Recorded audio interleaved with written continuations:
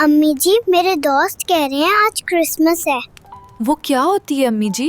آپ بتائیں، مجھے تو نہیں پتا. جی بیٹا، میں تمہیں سمجھاتی ہوں. کرسمس عیسائیوں کا ایک بڑا تہوار ہے. وہ 25 دسمبر کو حضرت عیسیٰ علیہ السلام کی پیدائش کی خوشی میں مناتے ہیں.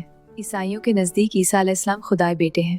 وہ اس دن کو ان کا جنم دن سمجھ کر جشن مناتے ہیں. حضرت عیسیٰ علیہ السلام وہ تو اللہ کے نبی ہیں نا؟ بالکل بیٹا، وہ ہمارے نزدیک تو اللہ کے عظیم نبی ہیں. قرآن میں ہے کہ خدا نے انہیں معجزات دیے، جیسے اندھے لوگوں کو شفا دینا اور مرے ہووں کو زندہ کرنا.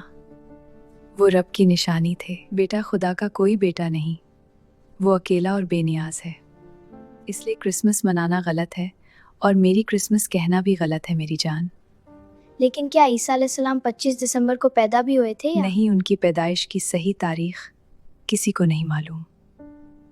اچھا، پھر ٹری، لائٹس اور سانتا کلاس کا کیا مطلب ہے؟ کرسمس ٹری سبز درخت کو سجانے کی روایت ہے جو قدیم یورپی لوگوں کی تھی.